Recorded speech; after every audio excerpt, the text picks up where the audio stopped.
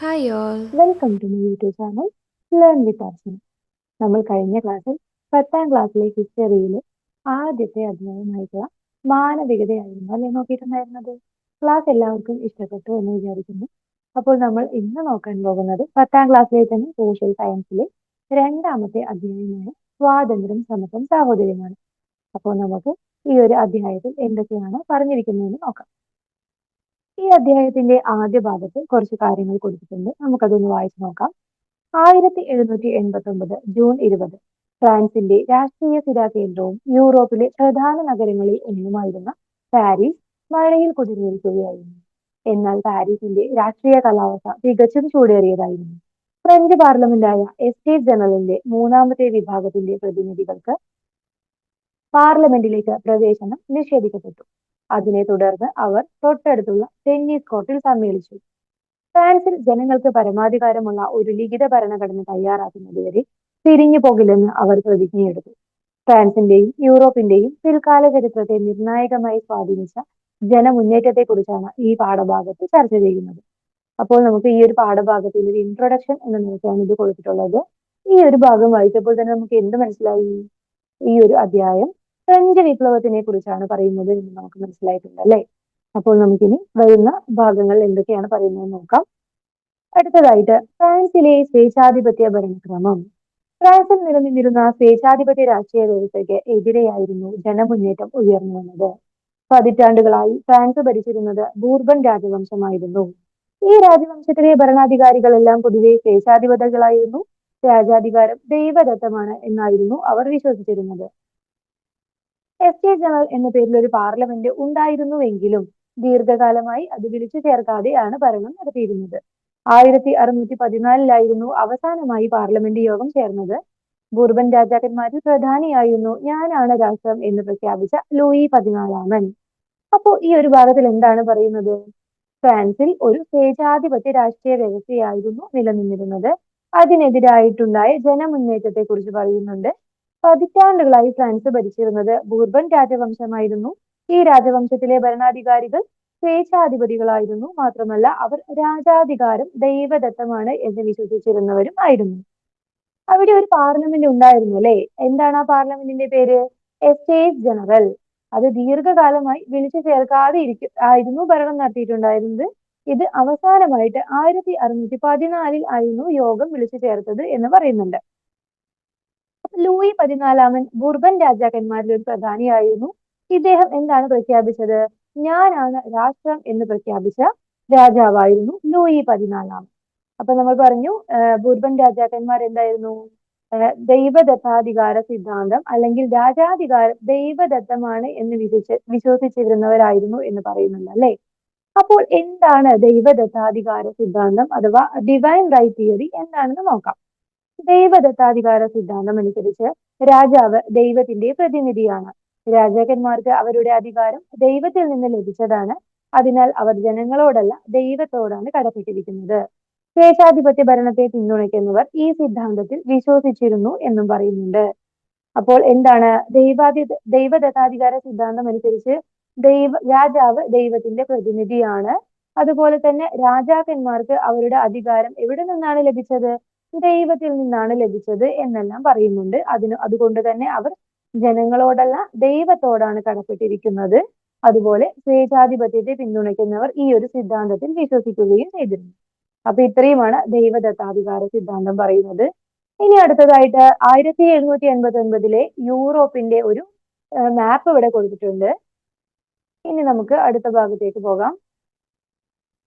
Louis 14 തുടർന്ന് അധികാരത്തിൽ വന്ന ലൂയി 15 കാലത്തെ അഴിമതിയും ധൂർത്തും അദ്ദേഹം തുടർച്ചയായി നടത്തിയ യുദ്ധങ്ങളും രാജ്യത്തെയും ജനങ്ങളെയും ദുരിതത്തിലാക്കി. തന്റെ ധൂർത്തിനായി പണം കണ്ടെത്താൻ അദ്ദേഹം ജനങ്ങളുടെ മേൽ പുതിയ നികുതികൾ അടിച്ചേൽപ്പിച്ചു. ലൂയി 16 പിന്നീട് അധികാരത്തിലെത്തിയത്. ലൂയി 14 വന്നു, പിന്നെ അത് കഴിഞ്ഞ് ലൂയി 15. ഇദ്ദേഹം അഴിമതിയും ധൂർത്തും എല്ലാം ഉണ്ടായിരുന്ന രാജാവായിരുന്നു എന്ന് പറയുന്നുണ്ട്. അടുത്തത് ആര് വന്നത്? ലൂയി 16 വന്നു. ഇദ്ദേഹം എന്താണ്? ഇദ്ദേഹത്തിന് ഭരണകാര്യങ്ങളിൽ മതിയായ താല്പര്യം ഉണ്ടായിരുന്നില്ല എന്ന് പറയുന്നുണ്ട്. ഇദ്ദേഹം ആരെയായിരുന്നു ഭരണം ഏൽപ്പിച്ചിരുന്നത്? മന്ത്രിമാരെ ആയിരുന്നു അല്ലെ. ഇദ്ദേഹം വിശ്വസിച്ചിരുന്നത് വിശ്വസ്തരായ മന്ത്രിമാരുടെ കൈകളിൽ രാജ്യം ഭദ്രമാണ് എന്ന് ഇദ്ദേഹം വിശ്വസിച്ചിരുന്നു. ഇദ്ദേഹത്തിന്റെ ഭാര്യയായിരുന്നു മാരി ആന്റോയിനറ്റ്. ഇദ്ദേഹം എന്തായിരുന്നു ഇദ്ദേഹത്തിന്റെ രാജ്ഞി ഭരണകാര്യങ്ങളിൽ തുടർച്ചയായി ഇടപെട്ടിരുന്നു എന്ന് പറയുന്നുണ്ട്. രാജ്ഞിയുടെ ധാരാളിത്തവും ധൂർത്തും രാജാവ് കണ്ടില്ലെന്ന് നടിച്ചു. ഇത് ജനങ്ങളിൽ അസംതൃപ്തി ഉളവാക്കി. അപ്പോ ലൂയി 16 ഭാര്യയാണ് മാരി ആന്റോയിനറ്റ്. ഈ രാജ്ഞി എന്തായിരുന്നു? വളരെ ധൂർത്തും ധാരാളിത്തവും ഒക്കെയുള്ള രാജ്ഞിയായിരുന്നു. ഇത് രാജാവ് കണ്ടില്ലെന്ന് നടിച്ചു. ഇതെന്തുകൊണ്ട് ജനങ്ങളിൽ അസംതൃപ്തി ഉളവാക്കുകയും ചെയ്തു. ഇനി നമുക്ക് ഫ്രഞ്ച് സാമൂഹിക വ്യവസ്ഥിതിയെ കുറിച്ച് നോക്കാം. ഇവിടെ ഒരു കോട്ട് കൊടുത്തിട്ടുണ്ട്. പ്രഭുക്കൾ യുദ്ധം ചെയ്യുന്നു, പുരോഹിതർ പ്രാർത്ഥിക്കുന്നു, സാധാരണക്കാർ നികുതി കൊടുക്കുന്നു. ഇതെന്തായിരുന്നു? ഫ്രാൻസിലെ സാധാരണക്കാരുടെ ഇടയിൽ പ്രചാരത്തിലിരുന്ന ഒരു ചൊല്ലായിരുന്നു എന്ന് പറയുന്നുണ്ട്.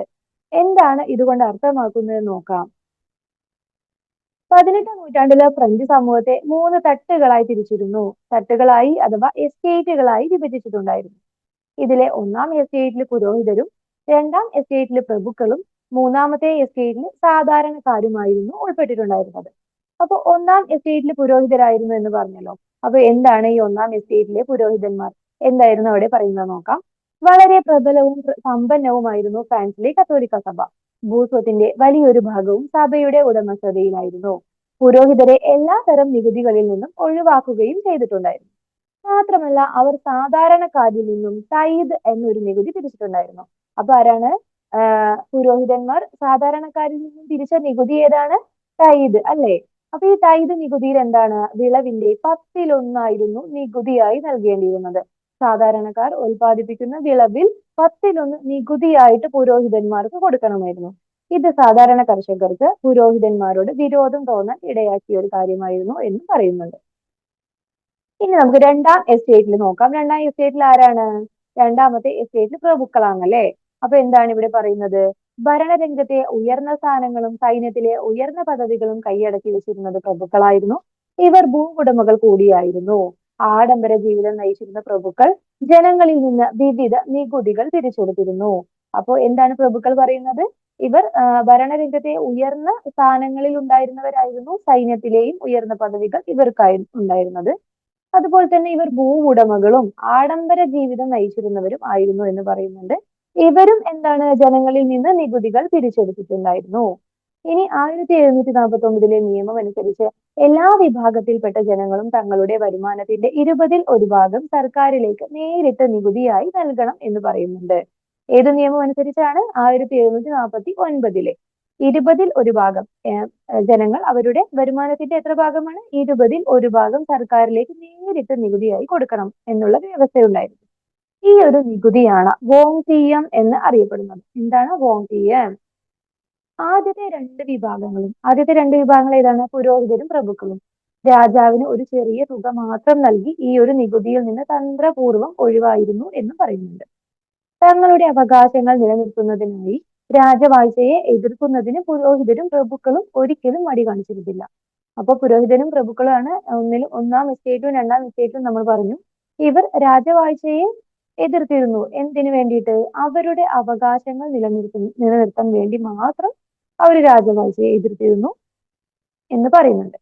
ഇനി പ്രഭുക്കൾ, 2ാമത്തെ എസ്റ്റേറ്റിലുള്ള പ്രഭുക്കൾ സാധാരണക്കാരായ ജനങ്ങളെ വിവിധ തരത്തിൽ ചൂഷണം ചെയ്തിരുന്നു. അപ്പൊ ഈ ചൂഷണം ചെയ്തിരുന്ന വിവിധ രീതികളാണ് ഇനി പറയാൻ പോകുന്നത്. നമുക്ക് നോക്കാം എന്തൊക്കെയാണെന്ന്. അതിൽ ആദ്യത്തെ ഒരു രീതിയാണ് കോവി. കോവി എന്ന് വെച്ചാൽ എന്താണ്? ഒരു വർഷത്തിൽ 3-4 ദിവസം സാധാരണക്കാരെ കൊണ്ട് പ്രതിഫലം നൽകാതെ ജോലി ചെയ്യിപ്പിക്കുന്നതിനുള്ള അവകാശമാണ്. ഇപ്പൊ പ്രഭുക്കൾക്കുള്ള ഒരു അവകാശമാണ്. ഈ ഒരു അവകാശത്തിൽ ഒരു വർഷത്തിൽ 3-4 ദിവസം സാധാരണക്കാരെ കൊണ്ട് പ്രതിഫലം നൽകാതെ ജോലി ചെയ്യിപ്പിക്കും. ഈ ഒരു വ്യവസ്ഥയാണ് കോവി എന്നറിയപ്പെടുന്നത്. ഇനി അടുത്ത ഒരു രീതിയാണ് ബെനാലിറ്റി. വീഞ്ഞ് നിർമ്മാണത്തിലെ കുത്തക വഴി ലഭിക്കുന്ന അധിക നികുതിയും മുന്തിരിച്ചാർ, റൊട്ടി തുടങ്ങിയവയുടെ നിർമ്മാണത്തിനായി ജന്മിയുടെ ഉടമസ്ഥതയിലുള്ള സൗകര്യങ്ങൾ നിർബന്ധമായും ഉപയോഗിക്കേണ്ടി വരുന്നതിന്റെ വാടകയുമാണ് ഇതിൽ ഉൾപ്പെടുന്നത്. അപ്പൊ എന്താണ്? വീഞ്ഞ് നിർമ്മാണത്തിൽ കുത്തക വഴി ലഭിക്കുന്ന അധിക നികുതി, അതുപോലെ തന്നെ മുന്തിരിച്ചാർ, റൊട്ടി തുടങ്ങിയവയെല്ലാം നിർമ്മിക്കുന്നതിന് വേണ്ടിയിട്ട് ജന്മിയുടെ ഉടമസ്ഥതയിലുള്ള സൗകര്യങ്ങൾ ഈ സാധാരണക്കാർ നിർബന്ധമായും ഉപയോഗിക്കേണ്ടി വന്നിരുന്നു. അപ്പൊ ഈ ഇങ്ങനെ ഉപയോഗിക്കുന്നതിന്റെ വാടകയുമാണ് ഈ പെനാൽറ്റിയിൽ ഉൾപ്പെടുന്നത്. അടുത്തതാണ് ബെൻവിൻ. ബെൻവിൻ എന്ന് വെച്ചാൽ തങ്ങളുടെ പ്രദേശത്ത് ഉൽപ്പാദിപ്പിച്ചിരുന്ന വീഞ്ഞിന്മേലുള്ള കുത്തക നികുതിയാണ് ബെൻവിൻ. ഇനി അടുത്തതാണ് പിയേഷ്. പിയേഷ് എന്താണ്? പാലങ്ങൾ, റോഡുകൾ എന്നിവയുടെ മേലുള്ള ചുങ്കമാണ് പിയേഷ് എന്നറിയപ്പെടുന്നത്. ഇനി ടെറാഷ്. വിളവെടുപ്പ് കാലത്ത് കർഷകരിൽ നിന്ന് പിരിക്കുന്ന പ്രത്യേക ഒരു കരമാണ് ടെറാഷ് എന്നറിയപ്പെടുന്നത്. അപ്പൊ ഇത് നമ്മൾ എന്താണ് പറയുന്നത്? പ്രഭുക്കൾ സാധാരണ ജനങ്ങളെ വിവിധ രീതിയിൽ ചൂഷണം ചെയ്തിരുന്നു എന്ന് പറയുന്നുണ്ട് അല്ലെ. അപ്പൊ ഈ ചൂഷണം ചെയ്തിരുന്ന വിവിധ രീതികളാണ് ഇതെല്ലാം. എന്തൊക്കെയാണ്? കോവി, ധനാലിറ്റി, ബെൻവിൻ, പിയേഷ്, ടെറാഷ്. അപ്പൊ ഇത്രയും കാര്യങ്ങൾ മനസ്സിലായല്ലോ. ഇനി അടുത്തൊരു എസ്റ്റേറ്റ് ആണ് സാധാരണക്കാർ വരുന്ന എസ്റ്റേറ്റ്. സാധാരണക്കാർ ഏത് എസ്റ്റേറ്റിലാണ്? മൂന്നാമത്തെ എസ്റ്റേറ്റിലാണ് അല്ലെ. അപ്പൊ നമുക്ക് ഇവിടെ ഒരു ചിത്രം കൊടുത്തിട്ടുണ്ട്. ഇതെന്താണ്? ഉന്നത വിഭാഗക്കാർ അനുഭവിച്ച പ്രത്യേക ആനുകൂല്യങ്ങളാൽ ചതച്ചരയ്ക്കപ്പെട്ട സാധാരണക്കാർ. ഇതിനെ പ്രതിനിധീകരിക്കുന്ന ഒരു ചിത്രമാണ് ഇവിടെ കൊടുത്തിട്ടുള്ളത്. നമുക്ക് നോക്കാം. 18-ാം നൂറ്റാണ്ടിൽ ഫ്രാൻസിൽ ജീവിച്ചിരുന്ന സാധാരണക്കാരന്റെ അവസ്ഥയാണ് മുകളിൽ നൽകിയിട്ടുള്ള ചിത്രത്തിലൂടെ വ്യക്തമാകുന്നത്. മധ്യവർഗവും തൊഴിലാളികളും കർഷകരും അടങ്ങുന്നതായിരുന്നു ഫ്രാൻസിലെ മൂന്നാമത്തെ എസ്റ്റേറ്റ്. ആരൊക്കെയായിരുന്നു മൂന്നാമത്തെ എസ്റ്റേറ്റിൽ ഉണ്ടായിരുന്നത്? മധ്യവർഗം, തൊഴിലാളികളും കർഷകരും. ഇവരെ എന്താണ് അറിയപ്പെട്ടത്? കോമൺസ് അഥവാ സാധാരണക്കാർ എന്നാണ് അറിയപ്പെട്ടത്. ജനസംഖ്യയുടെ ഭൂരിഭാഗവും ഉൾക്കൊണ്ടിരുന്ന മൂന്നാമത്തെ എസ്റ്റേറ്റിലെ ഭൂരിഭാഗം ജനങ്ങളും ദാരിദ്ര്യത്തിലായിരുന്നു ജീവിച്ചിരുന്നത്. അവർ തങ്ങൾ ഉൽപ്പാദിപ്പിക്കുന്ന വിളവിന്റെ ഒരു അംശം മാത്രമാണ് കർഷകന് ലഭിച്ചിരുന്നത്. ഇവർ രാജാവിനും പള്ളിക്കും പ്രഭുവിനും വ്യത്യസ്തങ്ങളായ നികുതികൾ നൽകാനും ബാധ്യസ്ഥരായിരുന്നു. അപ്പൊ അവർ ഉൽപ്പാദിപ്പിച്ചിരുന്നു, അവർ കൃഷി ചെയ്തിരുന്നു. പക്ഷെ എന്താണ്? അവർ ദാരിദ്ര്യത്തിലായിരുന്നു ജീവിച്ചിരുന്നത്. അവർ ഉൽപ്പാദിപ്പിക്കുന്ന വിളവിന്റെ ഒരു അംശം മാത്രമായിരുന്നു അവർക്ക് ലഭിച്ചിരുന്നത്. ബാക്കിയെല്ലാം എന്താണ് ചെയ്യുന്നത്? അവര് വ്യത്യസ്ത നികുതികളായിട്ട് ഒരു നികുതിയല്ല, രാജാവിനും പള്ളിക്കും പ്രഭുവിനും എല്ലാവർക്കും വ്യത്യസ്തങ്ങളായ നികുതികൾ നൽകാൻ അവർ ബാധ്യസ്ഥരായിരുന്നു. അതിനോടൊപ്പം തന്നെ പ്രതിഫലമില്ലാത്ത അനേകം നിർബന്ധിത സേവനങ്ങളും ഇവർ ചെയ്യേണ്ടി വന്നിരുന്നു. അപ്പോൾ നമ്മൾ നേരത്തെ കണ്ടു അല്ലെ, കോവി പ്രഭുക്കൾക്കുള്ള ഒരു അവകാശമാണ്. ഇതെന്താണ്? സാധാരണക്കാരെ കൊണ്ട് വർഷത്തിൽ 3-4 ദിവസം പ്രതിഫലമില്ലാതെ ജോലി ചെയ്യിക്കുന്നതാണ് കോവി എന്ന് നമ്മൾ കണ്ടു. അപ്പൊ ഇതിൽ എന്താണ്? ഈ പ്രതിഫലമില്ലാതെ നിർബന്ധിത സേവനങ്ങൾ ചെയ്യേണ്ടി വന്നിരുന്നു എന്ന് പറയുന്നുണ്ട്. അവയ്ക്ക് ഉദാഹരണമായിട്ട് ഇവിടെ 2 കാര്യങ്ങൾ കൊടുത്തിട്ടുണ്ട്. ആവശ്യമുള്ള സന്ദർഭങ്ങളിൽ സൈനിക സേവനം നടത്താനും അതുപോലെ തന്നെ പൊതുനിരത്തുകൾ, ജലമാർഗങ്ങൾ, പാലങ്ങൾ തുടങ്ങിയവയുടെ മരാമത്ത് പണികൾക്ക് സൗജന്യ സേവനം നൽകാനും ആര് നിർബന്ധിതരായിരുന്നു? സാധാരണക്കാർ അല്ലെങ്കിൽ മൂന്നാം എസ്റ്റേറ്റിലെ കോമൺസ് നിർബന്ധിതരായിരുന്നു എന്ന് പറയുന്നുണ്ട്. ഇത്തരം കാര്യങ്ങളാണ് ഈ ഒരു ഭാഗത്ത് പറയുന്നത്. ഇനി അടുത്തതായിട്ട് ഗ്യാബൽ എന്നൊരു കാര്യം ഈ ഒരു കോളത്തിൽ കൊടുത്തിട്ടുണ്ട്. എന്താണ് ഗ്യാബൽ? 13-ാം നൂറ്റാണ്ട് മുതൽ എല്ലാ ഉൽപ്പന്നങ്ങളുടെ മേൽ ചുമത്തപ്പെട്ടിരുന്ന ഒരു നികുതിയായിരുന്നു ഇത്. 15-ാം നൂറ്റാണ്ട് മുതൽ ഇത് ഉപ്പിന് മാത്രമായി മാറി. തികച്ചും ജനവിരുദ്ധമായ നികുതിയായിരുന്നു ഗ്യാബൽ. അപ്പൊ 13-ാം നൂറ്റാണ്ട് മുതൽ എല്ലാ ഉൽപ്പന്നങ്ങളുടെ മേലും ഒരു നികുതി ചുമത്തിയിട്ടുണ്ടായിരുന്നു.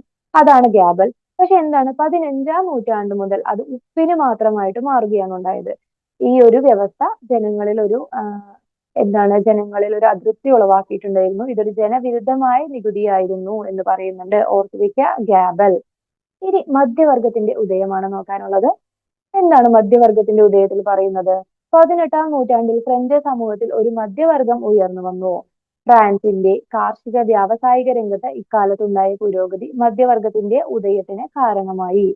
കാർഷിക വ്യാവസായിക രംഗത്തുണ്ടായ വളർച്ചയോടെ പുതിയ നഗരങ്ങൾ ഉയർന്നു വന്നു. നഗരങ്ങളിലെ തൊഴിൽ സാധ്യതകൾ ഉപയോഗപ്പെടുത്തിയവർ സാമ്പത്തിക പുരോഗതി കൈവരിക്കുകയും മധ്യവർഗത്തിന്റെ ഭാഗമാവുകയും ചെയ്തു. അപ്പോൾ 18-ാം നൂറ്റാണ്ടിൽ ഫ്രഞ്ചിൽ ഉയർന്നു വന്ന ഒരു വിഭാഗമാണ് മധ്യവർഗം. കാർഷിക വ്യവസായ രംഗത്തെല്ലാം ഈ ഒരു സമയത്ത് പുരോഗതി ഉണ്ടായി. അപ്പൊ ഇതിന്റെ ഭാഗമായിട്ടാണ് ഒരു മധ്യവർഗത്തിന്റെ ഉദയം സംഭവിച്ചത്. കാർഷിക വ്യാവസായിക രംഗത്തുണ്ടായ വളർച്ചയുടെ കാരണമായിട്ട് പുതിയ നഗരങ്ങളെല്ലാം ഉയർന്നു വന്നു. അപ്പൊ നഗരങ്ങളിലെ തൊഴിൽ സാധ്യതകൾ അവർ ഉപയോഗപ്പെടുത്തുകയും ഇതിലൂടെ സാമ്പത്തിക പുരോഗതി കൈവരിക്കുകയും ചെയ്ത് ഈ ഒരു മധ്യവർഗം പുതുതായിട്ട് ഉയർന്നു വന്ന ഒരു സമൂഹമായിട്ട് ഒരു ഫ്രഞ്ചില് 18-ാം നൂറ്റാണ്ടിൽ ഈ ഒരു മധ്യവർഗം ഉയർന്നു വന്നിട്ടുണ്ട്. ഇനി ആഭ്യന്തര വാണിജ്യവും കോളനികളുമായുള്ള കച്ചവടവും ഫ്രാൻസിലെ വ്യവസായികളെ സമ്പന്നരാക്കി എന്ന് പറയുന്നു. പ്രധാന തുറമുഖങ്ങളും പട്ടണങ്ങളും ഈ ഒരു സമ്പന്നരുടെ നിയന്ത്രണത്തിലായിരുന്നു. ഇവരും മധ്യവർഗത്തിന്റെ ഭാഗമായിരുന്നു. ഇങ്ങനെ രൂപപ്പെട്ട മധ്യവർഗത്തിൽ ആരൊക്കെ ഉണ്ടായിരുന്നു? ഡോക്ടർമാരുണ്ടായിരുന്നു, നിയമജ്ഞരുണ്ടായിരുന്നു, ബാങ്കർമാരും ഉണ്ടായിരുന്നു. ഈ മധ്യവർഗവും സാധാരണക്കാരെ പോലെ ഭരണകൂടത്തിനും പ്രഭുക്കൾക്കും നികുതി നൽകണമായിരുന്നു. വിദ്യാഭ്യാസപരമായും സാമ്പത്തികമായും മുൻപന്തിയിലെത്തിയിട്ടും ഭരണത്തിലും സൈന്യത്തിലും അവർക്ക് അറിയിക്കുന്ന പദവിയോ അധികാരമോ ലഭിച്ചിട്ടുണ്ടായിരുന്നില്ല. ചുരുക്കത്തിൽ കടുത്ത അസംതൃപ്തിയോടെയാണ് മധ്യവർഗം കഴിഞ്ഞിരുന്നത്. അപ്പോൾ നമ്മൾ പറഞ്ഞു മധ്യവർഗം സമ്പന്നരായിരുന്നു, അതുപോലെ തന്നെ വിദ്യാഭ്യാസപരമായി മുൻപന്തിയിൽ നിൽക്കുന്ന ആളുകളായിരുന്നു. എന്നിട്ട് കൂടി എന്തുണ്ടായിട്ടില്ല, അവർക്ക് ഭരണത്തിലായാലും സൈന്യത്തിലായാലും അവർ ആഗ്രഹിക്കുന്ന ഒരു പദവിയോ അധികാരമോ നൽകിയിട്ടുണ്ടായിരുന്നില്ല. അതുകൊണ്ട് തന്നെ അവർ ഫ്രാൻസിൽ ഒരു വളരെ കടുത്ത അസംതൃപ്തിയോട് കൂടിയിട്ടാണ് മധ്യവർഗം കഴിഞ്ഞിരുന്നത് എന്ന് പറയുന്നുണ്ട്. ഇനി ഒരു പ്രശസ്തരായ ചരിത്രകാരന്മാരെ കുറിച്ച് പറയുന്നുണ്ട്. വിൽ ആൻഡ് ഏരിയൽ ഡ്യൂറന്റ് നമുക്ക് നോക്കാം. പ്രശസ്ത ചരിത്രകാരരായ വിൽ ഡ്യൂറന്റും ഏരിയൽ ഡ്യൂറന്റും ഫ്രഞ്ച് വിപ്ലവത്തിൽ മധ്യവർഗത്തിന്റെ പങ്കിനെ പറ്റി ഇങ്ങനെ പ്രസ്താവിക്കുന്നുണ്ട്. അസംതൃപ്തരായ കർഷക വർഗത്തെ ആയുധമാക്കിക്കൊണ്ട് പൗരോഹിത്യത്തെയും പ്രഭുത്വത്തെയും തകിടം മറിക്കുകയും അസ്വസ്ഥരായ നഗരവാസികളെ കൊണ്ട് രാജകീയ സേനകളെ നിർവീര്യമാക്കുകയും ചെയ്ത ബൂർഷ്വാസിയുടെ അഥവാ മധ്യവർഗത്തിന്റെ പ്രവർത്തനമായിരുന്നു ഫ്രഞ്ച് വിപ്ലവത്തിന്റെ സത്ത എന്ന് ഇവർ പ്രസ്താവിക്കുന്നുണ്ട്. മധ്യവർഗത്തിന്റെ ഫ്രഞ്ച് വിപ്ലവത്തിന് മധ്യവർഗം ഒരു പ്രധാനപ്പെട്ട പങ്ക് വഹിച്ചിരുന്നു. ആ ഒരു പങ്കിനെ പറ്റിയിട്ടാണ് വിൽ ആൻഡ് ഏരിയൽ ഡ്യൂറന്റ് പറയുന്നത്. ഇവർ ആരാണ്? പ്രശസ്ത ചരിത്രകാരരാണ്. ഇനി നമുക്ക് അടുത്തതായിട്ട് നോക്കാനുള്ളത് സാമ്പത്തിക പ്രതിസന്ധി. ഫ്രാൻസിൽ ഉണ്ടായിരുന്ന സാമ്പത്തിക പ്രതിസന്ധിയെ പറ്റിയാണ് നമുക്ക് അടുത്തതായിട്ട് നോക്കാനുള്ളത്. 1770-കളിൽ ഫ്രാൻസിലെ കാർഷിക രംഗം കടുത്ത പ്രതിസന്ധി നേരിടുകയുണ്ടായി. ഉൽപാദനത്തിലെ കുറവായിരുന്നു ഇതിന് കാരണമായത്. അപ്പൊ ഏത് വർഷമാണ്? 1770-കളിൽ. ഇത് ധാന്യങ്ങളുടെയും റൊട്ടിയുടെയും വില വർധനവിനും കാരണമായിരുന്നു. 1730-നും 1789-നും ഇടയിലുള്ള കാലത്ത് ധാന്യങ്ങളുടെ വിലയിൽ 60% വർധനവുണ്ടായി എന്ന് പറയുന്നുണ്ട്. അപ്പൊ കാർഷിക രംഗം നേരിട്ട പ്രതിസന്ധിയാണ് ഈ ഒരു 60% ധാന്യങ്ങളുടെ വില വർധനവിന് കാരണമായത്. എന്നാൽ തൊഴിലാളികളുടെ കൂലിയിലെ വർധനവ് 22% മാത്രമായിരുന്നു. തീറ്റപ്പുല്ലിനുണ്ടായ കടുത്ത ക്ഷാമം കന്നുകാലി സമ്പത്തിൽ വലിയ കുറവുണ്ടാക്കി. ജനസംഖ്യയുടെ 1/3 ഈ പ്രശ്നം പ്രതികൂലമായി ബാധിച്ചു. ബ്രിട്ടനുമായി ഫ്രാൻസ് ഒപ്പുവെച്ച കച്ചവട കരാർ പ്രകാരം ബ്രിട്ടീഷ് ഉൽപ്പന്നങ്ങളുടെ മേലുള്ള ഇറക്കുമതി തീരുവയിൽ വലിയ കുറവുണ്ടായി. ഇതോടെ ഫ്രഞ്ച് വിപണിയിൽ ബ്രിട്ടീഷ് ഉൽപ്പന്നങ്ങൾ വന്നു നിറയുകയും ഫ്രാൻസിലെ കരകൗശല തൊഴിലാളികൾ തൊഴിൽ രഹിതരാവുകയും ചെയ്തു. ഇങ്ങനെ അസംതൃപ്തരായ കർഷകരും കരകൗശല തൊഴിലാളികളും മറ്റു കൈത്തൊഴിലുകാരും ഭരണകൂടത്തിനെതിരെ തെരുവിലിറങ്ങി. ഫ്രാൻസിന്റെ സാമ്പത്തിക പരാധീനത മറികടക്കുന്നതിനായി ബാങ്കർമാരിൽ നിന്നും വൻ തുകകൾ ലൂയി 16 വായ്പകളായി സ്വീകരിച്ചിരുന്നു. സർക്കാർ ഈ വായ്പകൾക്ക് പകരമായി ബോണ്ടുകൾ നൽകിയിരുന്നു. ഫ്രഞ്ച് സർക്കാരിന്റെ ഖജനാവ് ശൂന്യമായത് ബാങ്കർമാരെ വായ്പ നൽകുന്നതിൽ നിന്ന് പിന്തിരിപ്പിച്ചു.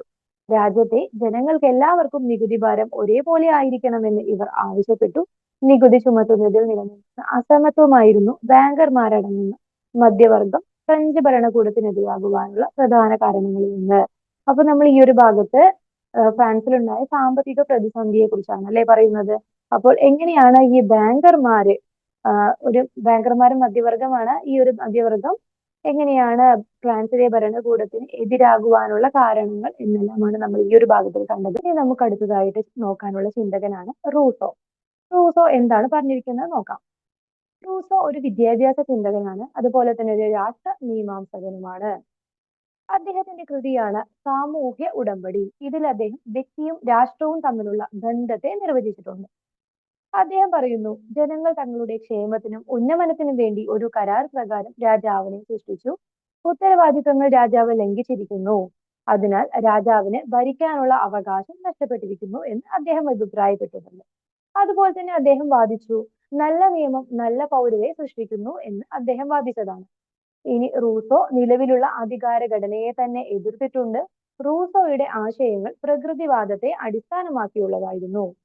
മനുഷ്യർ സ്വതന്ത്രനായി ജനിക്കുന്നു, എന്നാൽ അവൻ എല്ലായിടത്തും ചങ്ങലയിലാണ് എന്നതായിരുന്നു റൂസോയുടെ അഭിപ്രായം. റൂസോയുടെ കൃതികൾ ഫ്രഞ്ച് വിപ്ലവത്തിന് പ്രചോദനമായി തീർന്നിട്ടുണ്ട്. അപ്പോ അദ്ദേഹം പറഞ്ഞ കാര്യങ്ങൾ എന്തൊക്കെയാണ്? ജനങ്ങൾ തങ്ങളുടെ ക്ഷേമത്തിനും ഉന്നമനത്തിനും വേണ്ടി ഒരു കരാർ പ്രകാരം രാജാവിനെ സൃഷ്ടിച്ചു. ഉത്തരവാദിത്തങ്ങൾ രാജാവ് ലംഘിച്ചിരിക്കുന്നു. അതിനാൽ രാജാവിന് ഭരിക്കാനുള്ള അവകാശം നഷ്ടപ്പെട്ടിരിക്കുന്നു. അതുപോലെ നല്ല നിയമം നല്ല പൗരരെ സൃഷ്ടിക്കുന്നു എന്നും വാദിച്ചു. ഇനി എന്താണ് പറഞ്ഞത്?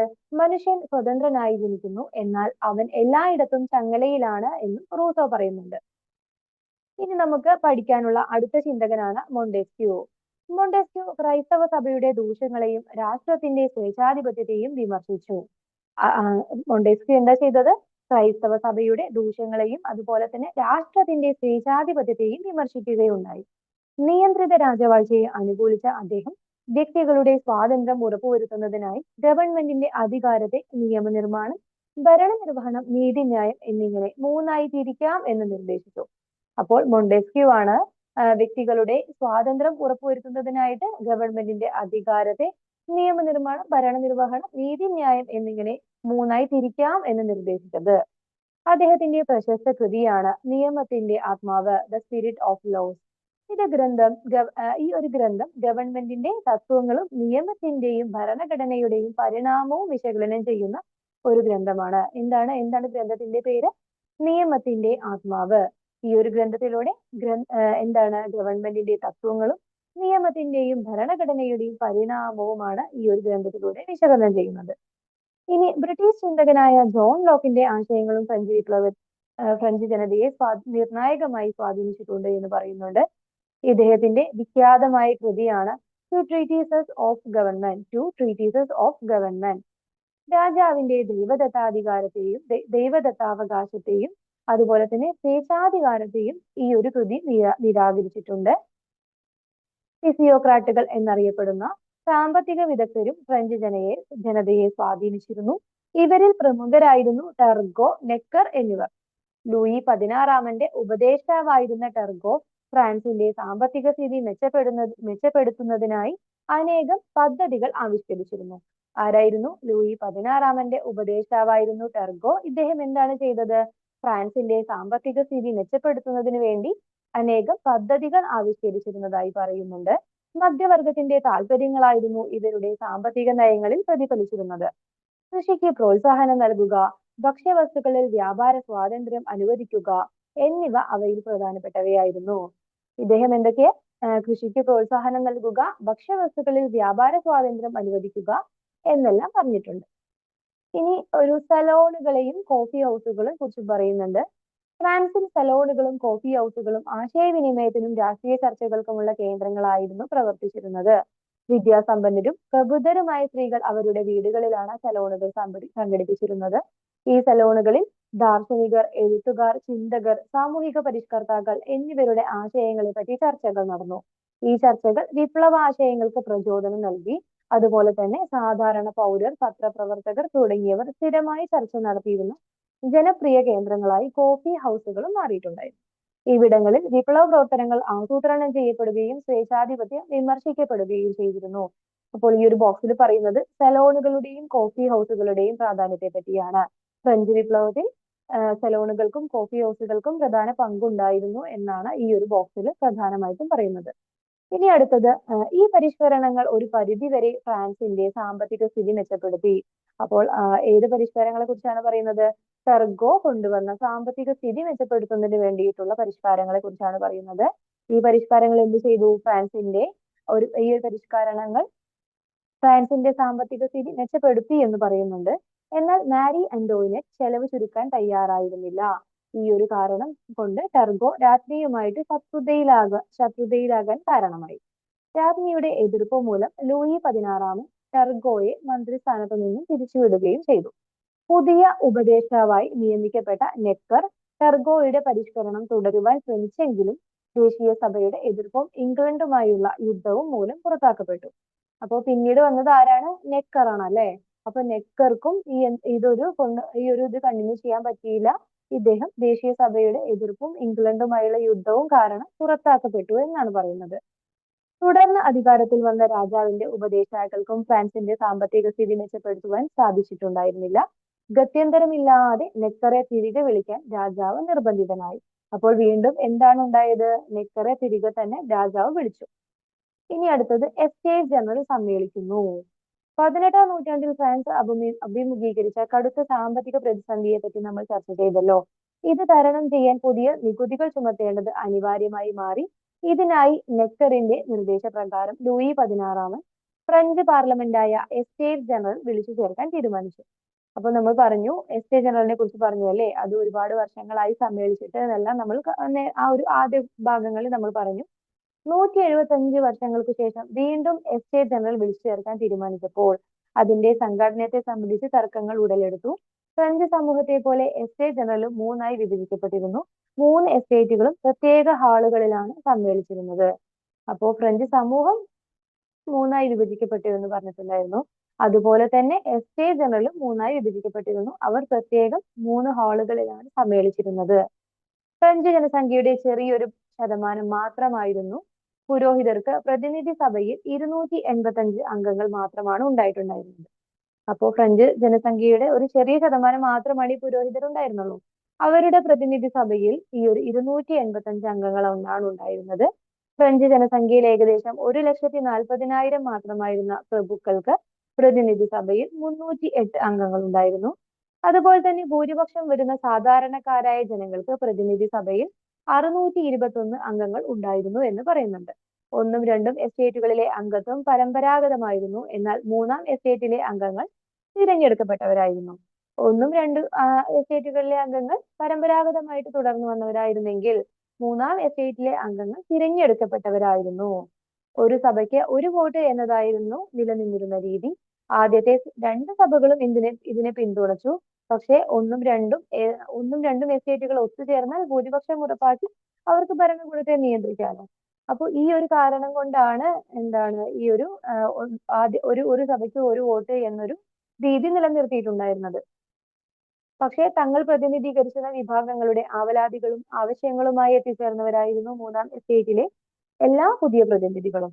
എന്നാൽ രാജാവായ ലൂയി 16 ഈ പ്രശ്നങ്ങൾ പരിഹരിക്കുന്നതിനുള്ള യാതൊരു മുന്നൊരുക്കങ്ങളും നടത്തിയിരുന്നില്ല.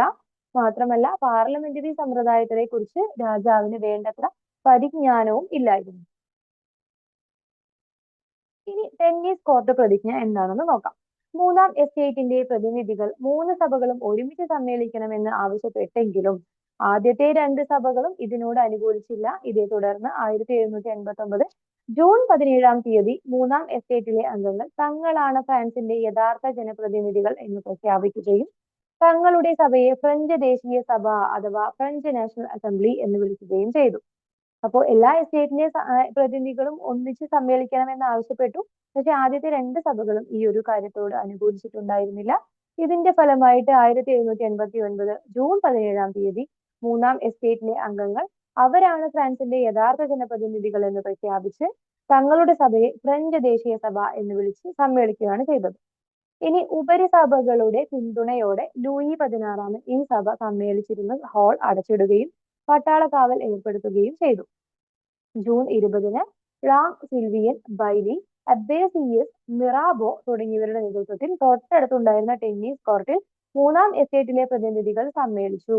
അപ്പോൾ എന്താണ്, ഉപരിസഭയുടെ പിന്തുണയോടെ ലൂയി 16 ഈ ഒരു സഭ സമ്മേളിച്ചിരുന്ന ഹാൾ അടച്ചിട്ടു, പട്ടാള കാവൽ ഏർപ്പെടുത്തി. ജൂൺ 20 റാങ് സിൽവിയൻ ബൈലിയുടെയും അബ്ബേസിയസിന്റെയും മിറാബോയുടെയും നേതൃത്വത്തിൽ ടെന്നീസ് കോർട്ടിൽ മൂന്നാം എസ്റ്റേറ്റിലെ പ്രതിനിധികൾ സമ്മേളിച്ചു എന്ന് പറയുന്നുണ്ട്. ഒരു വ്യവസ്ഥാപിത ഭരണഘടന തയ്യാറാക്കുന്നത് വരെ തങ്ങൾ പിരിഞ്ഞു പോവുകയില്ല എന്ന് അവർ പ്രഖ്യാപിക്കുകയും ചെയ്തു. ഇത് പിൽക്കാലത്ത് ടെന്നീസ് കോർട്ട് പ്രതിജ്ഞ അഥവാ ടെന്നീസ് കോർട്ട് ഓത്ത് എന്നറിയപ്പെട്ടു. ഈ സംഭവമാണ് പാഠഭാഗത്തിന്റെ ആമുഖത്തിൽ പരാമർശിച്ചിട്ടുള്ളത് എന്ന് പറയുന്നുണ്ട്. ദേശീയ സഭയുടെ ഈ സമ്മേളനമാണ് പിൽക്കാല ചരിത്രത്തിൽ ടെന്നീസ് കോർട്ട് അസംബ്ലി എന്ന പേരിൽ വിഖ്യാതമായി തീർന്നത്. അപ്പൊ ടെന്നീസ് കോർട്ട് പ്രതിജ്ഞയുടെ ഒരു ചിത്രം നമുക്ക് ഇവിടെ കാണാൻ സാധിക്കും. ഇനി വരുന്നതാണ് ബാസ്റ്റിലിന്റെ പതനവും വിപ്ലവത്തിന്റെ ആരംഭവും. ബാസ്റ്റിലിന്റെ പതനവും വിപ്ലവത്തിന്റെ ആരംഭവും എന്താന്ന് നോക്കാം. ലൂയി 16 രാജാവ് തന്റെ ഉപദേഷ്ടാവായിരുന്ന നെക്കറെ സ്ഥാനഭ്രഷ്ടനാക്കുകയും പാരീസ് വിട്ടുപോകാൻ ആജ്ഞാപിക്കുകയും ചെയ്തു എന്ന വാർത്ത കാട്ടുതീ പോലെ പടർന്നു. പ്രകോപിതരായ ജനക്കൂട്ടം പാരീസ് നഗരത്തിലെ ധാന്യ സംഭരണശാലകളും റൊട്ടിക്കടകളും കയ്യേറി. ആയുധങ്ങൾ സംഭരിച്ച അവർ 1789 ജൂലൈ 14 ബൂർബൺ സ്വേച്ഛാധിപത്യത്തിന്റെ പ്രതീകമായിരുന്ന പാരീസിലെ ബാസ്റ്റിൽ കോട്ട തകർക്കുകയും മണിക്കൂറുകൾക്കകം പാരീസ് നഗരം തങ്ങളുടെ നിയന്ത്രണത്തിലാക്കുകയും ചെയ്തു. ബാസ്റ്റിൽ കോട്ടയുടെ തകർച്ച ഫ്രഞ്ച് വിപ്ലവത്തിന്റെ ആരംഭമായി കണക്കാക്കുന്നുണ്ട്. അതുപോലെ തന്നെ ഫ്രാൻസിന്റെ ഗ്രാമപ്രദേശങ്ങളിൽ അക്രമങ്ങൾ അരങ്ങേറിയതായിട്ടും പറയുന്നു. നികുതി പിരിവുകാരും ജനങ്ങളുടെ കോപത്തിനിരയായി ജനരോഷം ഭയന്ന ലൂയി 16 എന്ത് ചെയ്തു? ദേശീയ സഭ പാസാക്കിയ നിയമങ്ങൾക്ക് അംഗീകാരം നൽകുകയാണ് ചെയ്തത്. ദേശീയ സഭ നിയമനിർമ്മാണം വഴി നടപ്പിലാക്കിയ ചില പരിഷ്കാരങ്ങൾ നമുക്ക് നോക്കാം എന്തൊക്കെയാണ്. അടിമത്തം നിർത്തലാക്കി, പ്രഭുക്കളുടെ പ്രത്യേക അധികാരങ്ങൾ എടുത്തു കളഞ്ഞു, ജനങ്ങൾ കത്തോലിക്ക സഭയ്ക്ക് നൽകേണ്ടിയിരുന്ന കരം നിർത്തലാക്കി, അധികമായി ചുമത്തിയിരുന്ന നികുതികളും റദ്ദാക്കി. ഇതൊക്കെയാണ് ദേശീയ സഭ നിയമനിർമ്മാണം വഴി നടപ്പിലാക്കിയ ചില പരിഷ്കാരങ്ങൾ. ഇനി സ്ത്രീകൾക്ക് ഫ്രഞ്ച് വിപ്ലവത്തിനുണ്ടായ പങ്ക് നോക്കാം. സ്ത്രീകളും ഫ്രഞ്ച് വിപ്ലവവും. ഭക്ഷ്യക്ഷാമവും ദേശീയ സഭയോട് സഹകരിക്കാത്ത ലൂയി 16 നയങ്ങളും സ്ത്രീകളെ പ്രക്ഷോഭത്തിനിറങ്ങാൻ പ്രേരിപ്പിച്ചു.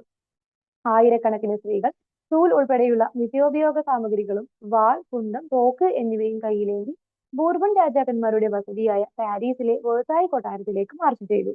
അപ്പോൾ അവിടെ ഭക്ഷ്യക്ഷാമം ഉണ്ടായിരുന്നു. അപ്പോൾ ദേശീയ സഭയോട് ലൂയി 16 സഹകരിച്ചിട്ടുണ്ടായിരുന്നില്ല. ഇതെല്ലാം കൊണ്ട് തന്നെ സ്ത്രീകൾ പ്രക്ഷോഭത്തിനിറങ്ങുകയാണ് ചെയ്തത്. ആയിരക്കണക്കിന് സ്ത്രീകളാണ് ഈ ഒരു പ്രക്ഷോഭത്തിന് ഇറങ്ങിയിട്ടുണ്ടായിരുന്നത്. അവർ ബൂർബൺ രാജാക്കന്മാരുടെ വസതിയായ പാരീസിലെ വേഴ്സായി കൊട്ടാരത്തിലേക്ക് മാർച്ച് ചെയ്തു. അവരോടൊപ്പം വലിയൊരു ജനക്കൂട്ടവും ഉണ്ടായിരുന്നു. രാജാവിനെയും കുടുംബത്തെയും അവർ നിർബന്ധപൂർവം പാരീസിലേക്ക് കൊണ്ടുവന്നു. ഗത്യന്തരമില്ലാതെ ദേശീയ സഭയുടെ തീരുമാനങ്ങൾ അംഗീകരിക്കാമെന്ന് ലൂയി 16 ഉറപ്പ് കൊടുത്തു. ഫ്രാൻസിലെ പ്രശസ്ത നാടകകൃത്തും പൊതുപ്രവർത്തകനുമായിരുന്ന ഒലിംപ് ദേഗൂഷ് വിപ്ലവകാലത്ത് സ്ത്രീകളുടെ അവകാശങ്ങൾക്ക് വേണ്ടി വാദിച്ച ഉറച്ച സ്ത്രീ ശബ്ദമായിരുന്നു. അപ്പൊ ആരാണ് ഒലിംപ് ദേഗൂഷ്? ഫ്രാൻസിലെ ഒരു പ്രശസ്ത നാടകകൃത്താണ്, പൊതുപ്രവർത്തകയുമാണ്. സ്ത്രീ പൗരരുടെയും അവകാശ പ്രഖ്യാപനം, declaration of the rights of woman and of the female citizen എന്ന പ്രസിദ്ധ ഗ്രന്ഥത്തിൽ പുരുഷന്മാർക്ക് ലഭിച്ച അവകാശങ്ങൾ സ്ത്രീകൾക്കും ലഭിക്കണമെന്ന് അവർ ആവശ്യപ്പെട്ടു. സ്ത്രീകൾക്കും പുരുഷന്മാർക്കും തുല്യ അധികാരവും അവകാശങ്ങളുമുള്ള സാമൂഹിക ഘടനയ്ക്ക് വേണ്ടി അവർ നിലകൊണ്ടു. സ്ത്രീ സമത്വത്തിന് വേണ്ടി വാദിച്ച മറ്റൊരു വനിതയായിരുന്നു മാഡം റാങ് റോളണ്ട്. സ്ത്രീകളുടെ അവകാശ സമരത്തിന് ചില നേട്ടങ്ങൾ ഉണ്ടായി. സ്വത്തിന്മേലുള്ള അവകാശം, വിവാഹമോചനം നേടുന്നതിനുള്ള അവകാശം എന്നിവ അവയിൽ ചിലതാണ്. അപ്പോൾ സ്ത്രീ സമത്വത്തിന് വേണ്ടി വാദിച്ച മറ്റൊരു വനിതയുടെ പേരാണ് മാഡം റാങ് റോളണ്ട്. ഇനി വസ്ത്രം പ്രതിഷേധത്തിന്റെ പ്രതീകം ആയിട്ട് പറയുന്നുണ്ട്, നമുക്ക് നോക്കാം. ഫ്രാൻസിലെ ഉന്നത കുലജാതർ പരമ്പരാഗതമായി ധരിച്ചിരുന്നത് കാൽമുട്ട് വരെ ഇറക്കമുള്ള ബ്രീച്ചുകൾ എന്നറിയപ്പെട്ട ഒരുതരം പാൻസ് ആയിരുന്നു. ഉന്നത കുലജാതരോടുള്ള പ്രതിഷേധത്തിന്റെ ഭാഗമായി തൊഴിലാളികളും കർഷകരും കാൽപാദം വരെ എത്തുന്ന പാന്റലോൺ എന്നറിയപ്പെടുന്ന നീളൻ ട്രൗസറുകൾ ധരിക്കാൻ തുടങ്ങി. ഇവർ സാൻസ്കുലോട്ടുകൾ എന്നറിയപ്പെട്ടു. വിപ്ലവ അനുകൂലികളുടെ പ്രതീകമായി പാന്റലോൺ മാറി. കൂടുതൽ ആളുകൾ പാന്റലോൺ ധരിക്കാൻ തുടങ്ങി. ഇത് വിപ്ലവം ജനകീയ മാറി എന്നതിന്റെ തെളിവായിട്ട് നമുക്ക് കണക്കാക്കാം. ഇനി ഫ്രിജിയൻ ടോപ്പിയും വിപ്ലവത്തിന്റെ പ്രതീകമായിരുന്നു. അടിമത്തത്തിൽ നിന്ന് മോചിക്കപ്പെട്ടവർ എന്ന് സൂചിപ്പിക്കുന്നതിന് വേണ്ടിയാണ് തൊഴിലാളികൾ ചുവപ്പ് നിറമുള്ള ഫ്രിജിയൻ ടോപ്പി ധരിച്ചിരുന്നത്. അപ്പോ സാൻസ്കുലോട്ട് ധരിച്ചു നിൽക്കുന്ന ദമ്പതികളുടെയും അതുപോലെ തന്നെ ഫ്രിജിയൻ ടോപ്പിയുടെയും ചിത്രം ഇവിടെ കൊടുത്തിട്ടുണ്ട്. അപ്പൊ എന്താണ്, വസ്ത്രത്തിനും ഫ്രഞ്ച് വിപ്ലവത്തിനും ഉണ്ടായിരുന്ന പ്രാധാന്യത്തെ കുറിച്ചാണ് ഈ ഒരു ഭാഗത്ത് പറയുന്നത്. ഇനി പുതിയ ഭരണഘടനയിൽ എന്താണ് പറയുന്നത് നോക്കാം. സ്വതന്ത്രരും അവകാശങ്ങളിൽ തുല്യതയുള്ളവരുമായിട്ടാണ് മനുഷ്യർ ജനിക്കുന്നതും ജീവിക്കുന്നതും. ഒരു കോട്ട് ആദ്യം കൊടുത്തിട്ടുണ്ട്. സ്വതന്ത്രരും അവകാശങ്ങളിൽ തുല്യതയുള്ളവരുമായിട്ടാണ് മനുഷ്യർ ജനിക്കുന്നതും ജീവിക്കുന്നതും.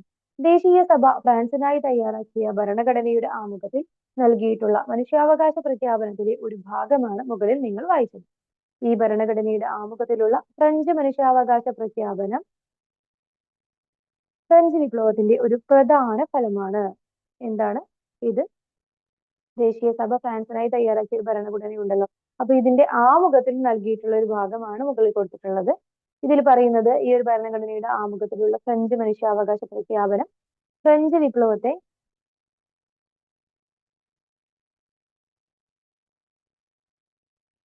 ഈ ഒരു മനുഷ്യാവകാശ പ്രഖ്യാപനം എന്താണ് പറയുന്നത്? ഇത് ഫ്രഞ്ച് വിപ്ലവത്തിന്റെ ഒരു പ്രധാന ഫലമാണ് എന്ന് പറയുന്നുണ്ട്. അപ്പൊ 1789 നടന്ന ഫ്രഞ്ച് മനുഷ്യാവകാശ പ്രഖ്യാപനത്തിന്റെ പ്രധാന ആശയങ്ങൾ ഇവിടെ കൊടുത്തിട്ടുണ്ട്, നമുക്ക് നോക്കാം. സ്വതന്ത്രനായി ജനിക്കുന്ന മനുഷ്യൻ തുല്യ അവകാശങ്ങളോടെ സ്വതന്ത്രനായി ജീവിക്കുന്നു. എല്ലാ രാഷ്ട്രീയ കൂട്ടായ്മകളുടെയും ലക്ഷ്യം മനുഷ്യന്റെ സ്വാഭാവികവും അവിഭാജ്യവുമായ അവകാശങ്ങൾ സംരക്ഷിക്കുക എന്നതാണ്. അവ സ്വാതന്ത്ര്യം, സ്വത്ത്, സുരക്ഷിതത്വം, അടിച്ചമർത്തലുകളെ ചെറുക്കൽ എന്നിവയ്ക്കുള്ള അവകാശമാണ്. എല്ലാ പരമാധികാരവും രാഷ്ട്രത്തിൽ കുടികൊള്ളുന്നു. മറ്റുള്ളവർക്ക് ഹാനികരമല്ലാത്ത പ്രവർത്തനങ്ങൾ നടത്താനുള്ള അധികാരമാണ് സ്വാതന്ത്ര്യത്തിൽ ഉൾക്കൊള്ളുന്നത്. സമൂഹത്തിന് ഹാനികരമാകുന്ന പ്രവർത്തനങ്ങളെ വിലക്കാനുള്ള അവകാശം മാത്രമേ നിയമത്തിനുള്ളൂ. ഫ്രഞ്ച് ദേശീയ സഭ ഫ്രാൻസിന്റെ സാമൂഹിക, സാമ്പത്തിക, രാഷ്ട്രീയ രംഗത്ത് നിരവധി പരിഷ്കരണങ്ങൾ നടപ്പിലാക്കിയിട്ടുണ്ടായിരുന്നു. ഇവയിൽ പ്രധാനപ്പെട്ടവ താഴെ പറയുന്നു.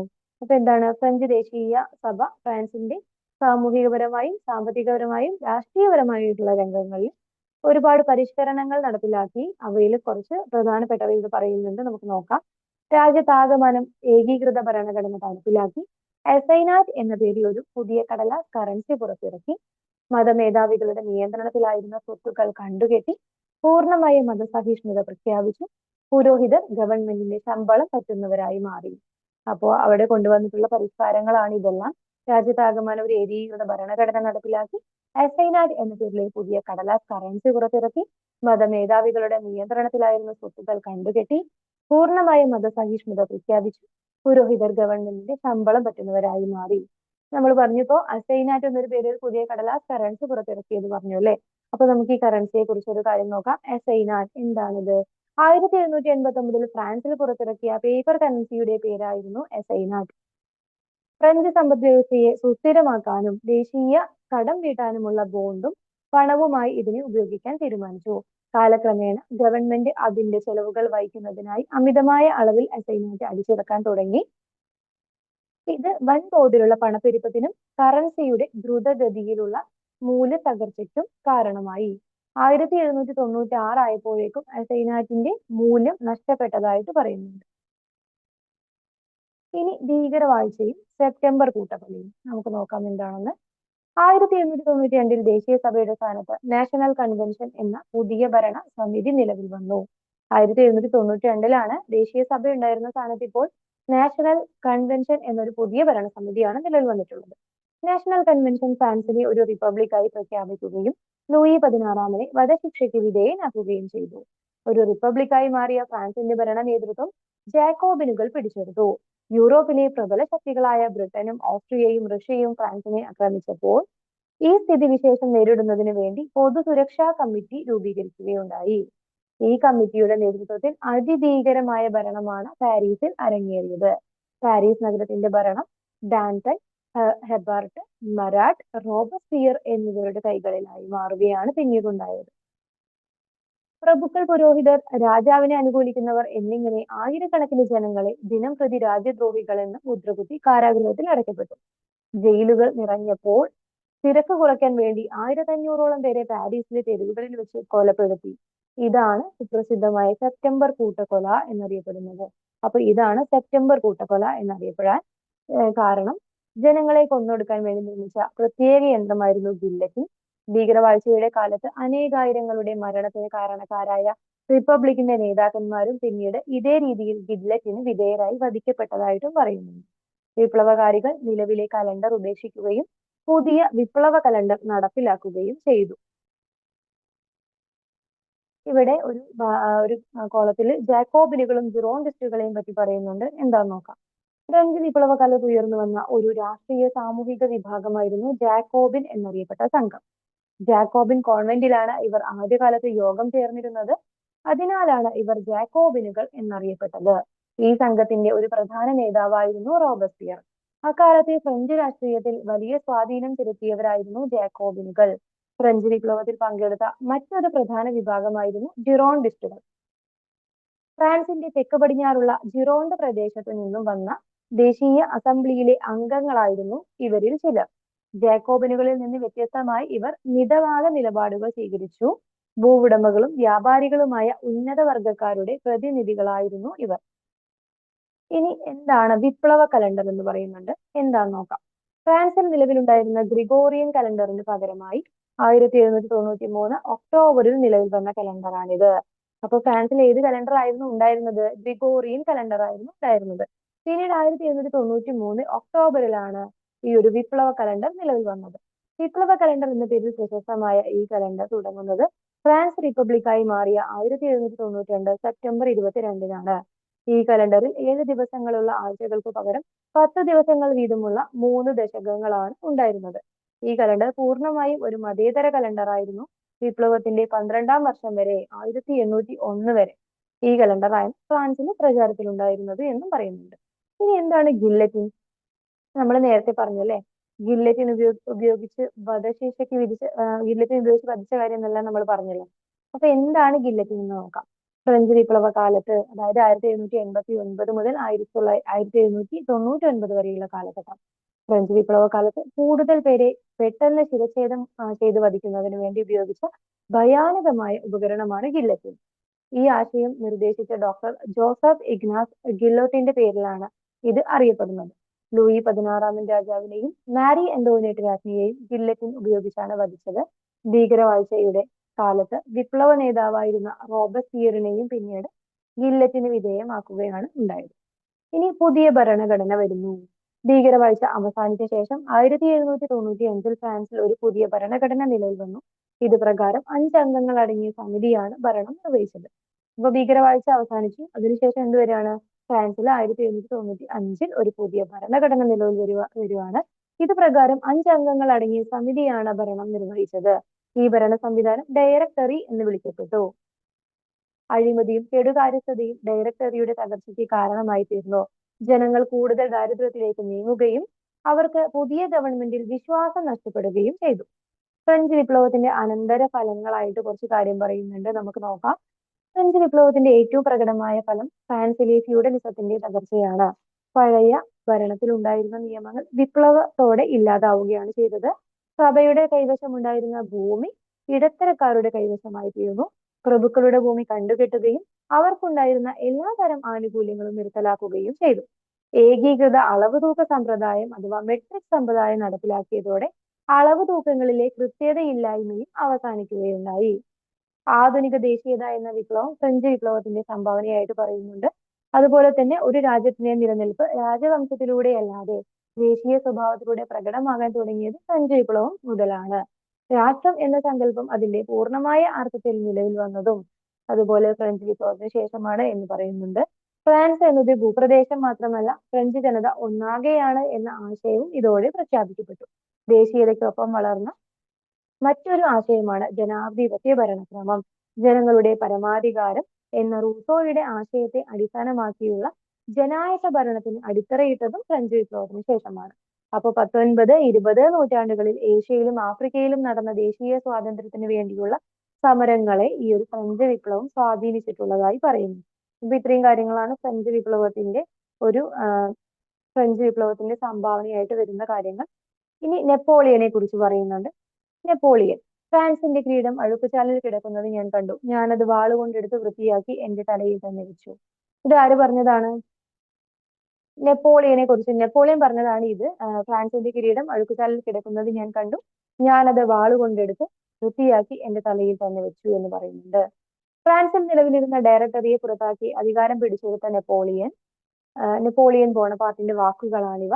നെപ്പോളിയന്റെ ഈ വാക്കുകളിൽ നിന്ന് എന്തൊക്കെ കാര്യങ്ങളാണ് നമുക്ക് മനസ്സിലാക്കാൻ പറ്റുന്നത്? അരാജകത്വത്തിലേക്ക് വഴുതി മാറിയ ഫ്രഞ്ച് സമൂഹത്തെയും തന്റെ കരുത്തുകൊണ്ട് ഫ്രാൻസിന്റെ അധികാരം പിടിച്ചെടുത്തതിനെ കുറിച്ചുമാണ് നെപ്പോളിയൻ ഈ ഒരു വാക്കുകളിലൂടെ വ്യക്തമാക്കുന്നത്. ഫ്രഞ്ച് സൈന്യത്തിലെ ബ്രിഗേഡിയർ ജനറൽ ആയിരുന്നു നെപ്പോളിയൻ. ഡയറക്ടറിക്ക് പകരം 3 കോൺസൽമാർ അടങ്ങുന്ന ഒരു പുതിയ ഭരണ സംവിധാനം നെപ്പോളിയൻ സ്ഥാപിക്കുകയുണ്ടായി. ഇതിന്റെ 1ാം കോൺസൽ നെപ്പോളിയൻ തന്നെയായിരുന്നു. താമസിയാതെ നെപ്പോളിയൻ ഫ്രാൻസിന്റെ ചക്രവർത്തിയായിട്ട് സ്വയം അധികാരമേറ്റു. തുടർന്ന് അദ്ദേഹം ഫ്രാൻസിൽ നടപ്പിലാക്കിയ ഭരണപരിഷ്കാരങ്ങൾ വന്നിട്ടുണ്ട്. കുറച്ച് ഭരണപരിഷ്കാരങ്ങളെ കുറിച്ച് പറയുന്നുണ്ട്. അതിലൊന്ന് നിയമപരിഷ്കാരങ്ങൾ നെപ്പോളിയൻ കൊണ്ടുവന്ന നിയമപരിഷ്കാരങ്ങൾ എന്തൊക്കെയാണെന്ന് നോക്കാം. നെപ്പോളിയന്റെ നിയമസംഹിത ഫ്യൂഡൽ നിയമങ്ങൾ അവസാനിപ്പിക്കുകയും സമത്വവും മതസ്വാതന്ത്ര്യവും അംഗീകരിക്കുകയും ചെയ്തു. ഇനി അടുത്തത് കൺകോർഡറ്റ് നെപ്പോളിയനും പോപ്പും തമ്മിൽ ഉണ്ടാക്കിയ കരാറാണ് കൺകോർഡറ്റ്. എന്താ നോക്കാം. പോപ്പുമായി ഉണ്ടാക്കിയ കരാർ പ്രകാരം കത്തോലിക്ക സഭയുടെ പ്രവർത്തന സ്വാതന്ത്ര്യം പുനഃസ്ഥാപിച്ചു. മറ്റ് മതവിഭാഗങ്ങളിൽപ്പെട്ടവർക്ക് പ്രവർത്തന സ്വാതന്ത്ര്യവും അനുവദിച്ചു.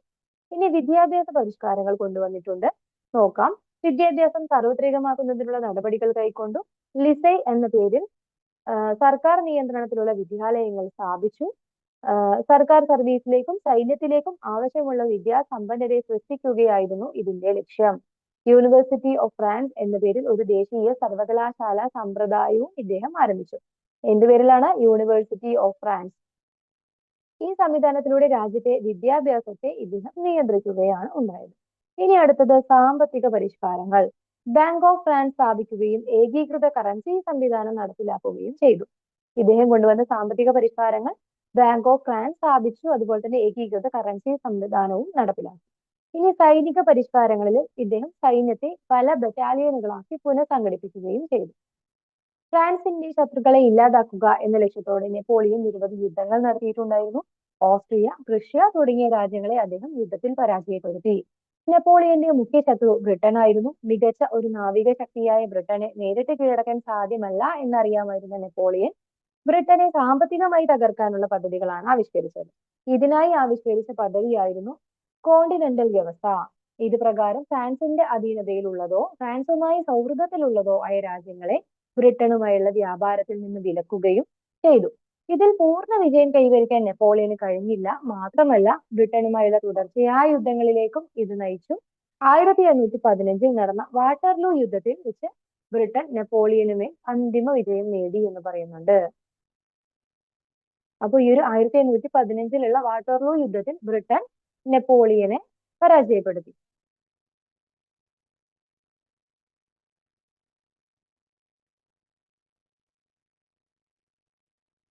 ഈ ഒരു ഭൂപടത്തിൽ കൊടുത്തിട്ടുള്ളത് നെപ്പോളിയൻ ആധിപത്യം സ്ഥാപിച്ച പ്രദേശങ്ങളാണ് ഈ ഒരു മാപ്പിൽ നമുക്ക് കാണാൻ പറ്റുക.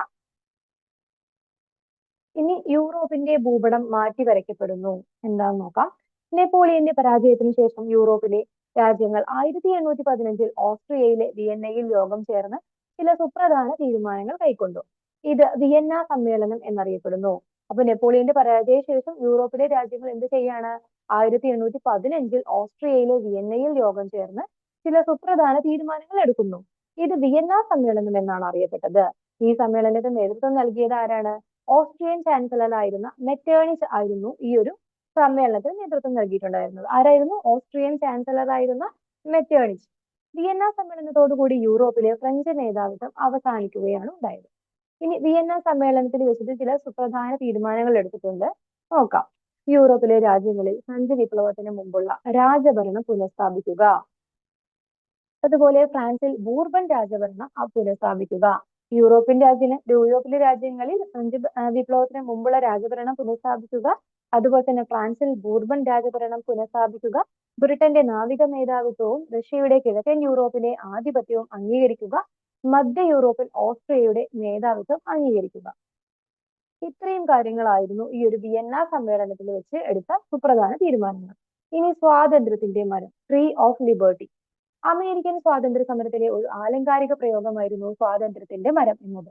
ഫ്രാൻസിൽ ഇത് അക്ഷരാർത്ഥത്തിൽ പ്രായോഗികമായി. ഫ്രഞ്ച് വിപ്ലവകാലത്ത് പൊതുസ്ഥലങ്ങളിൽ സ്വാതന്ത്ര്യത്തിന്റെ പ്രതീകമായി മരങ്ങൾ നട്ടുപിടിപ്പിക്കുകയും അവയിൽ മോചനത്തിന്റെ പ്രതീകമായി കരുതി പോന്നിരുന്ന ചുവന്ന ഫ്രിജിയൻ തൊപ്പികൾ തൂക്കുകയും ചെയ്തിരുന്നു. ബ്രിട്ടീഷുകാരുമായി നിരന്തരം സംഘർഷങ്ങളിൽ ഏർപ്പെട്ടിരുന്ന മൈസൂർ ഭരണാധികാരിയായിരുന്നു ടിപ്പു സുൽത്താൻ. തലസ്ഥാനമായ ശ്രീരംഗപട്ടണത്ത് അദ്ദേഹം സ്വാതന്ത്ര്യത്തിന്റെ മരം നട്ടു. സ്വാതന്ത്ര്യത്തിന്റെ മരം നട്ടതിലൂടെ ടിപ്പു സുൽത്താൻ ഫ്രഞ്ച് വിപ്ലവാശയങ്ങളോടുള്ള തന്റെ ആഭിമുഖ്യവും ബ്രിട്ടീഷ് വിരോധവും പ്രകടമാക്കുകയാണ് ചെയ്തത്. അപ്പോൾ ആധുനിക ലോക ചരിത്രത്തെ സ്വാധീനിച്ച വിപ്ലവങ്ങളിൽ ഏറ്റവും പ്രധാനപ്പെട്ട ഒരു സംഭവമാണ് ഈ ഫ്രഞ്ച് വിപ്ലവം എന്ന് നമുക്ക് പറയാം. ഫ്രാൻസിലെ സാധാരണക്കാരും അതുപോലെ തന്നെ മധ്യവർഗവും ചേർന്ന് തങ്ങൾക്ക് നിഷേധിക്കപ്പെട്ട അവകാശങ്ങൾക്കായി നടത്തിയ മുന്നേറ്റമായിരുന്നു ഇത്. ഫ്രഞ്ച് വിപ്ലവം മുന്നോട്ട് വെച്ച ആശയങ്ങൾ പിൽക്കാലത്ത് ലോകത്തെ മുഴുവൻ സ്വാധീനിക്കപ്പെടുകയുണ്ടായി. അപ്പൊ ഇത്രയും കാര്യമാണ് ഈ ഒരു അധ്യായത്തിൽ പറയുന്നത്. നമ്മളിപ്പോൾ നോക്കിയത് 10ാം ക്ലാസ്സിലെ സോഷ്യൽ സയൻസിലെ ഹിസ്റ്ററി പാഠഭാഗത്തിലെ 2ാമത്തെ അധ്യായമാണ്, സ്വാതന്ത്ര്യം, സമത്വം, സാഹോദര്യം. അപ്പൊ ഈ ഒരു അധ്യായം എല്ലാവർക്കും ഈ ഒരു അധ്യായത്തിലൂടെ നമുക്ക് മനസ്സിലാക്കാൻ കഴിഞ്ഞത് ഫ്രഞ്ച് വിപ്ലവത്തിനെ പറ്റിയിട്ടുള്ള കാര്യങ്ങളാണ്.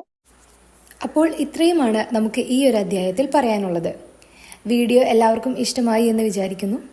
ഇഷ്ടമായെങ്കിൽ തീർച്ചയായും സപ്പോർട്ട് ചെയ്യുക. അടുത്തൊരു വീഡിയോയുമായി എത്രയും പെട്ടെന്ന് തന്നെ നിങ്ങൾക്ക് മുന്നിൽ എത്തുന്നതായിരിക്കും. Thank you all.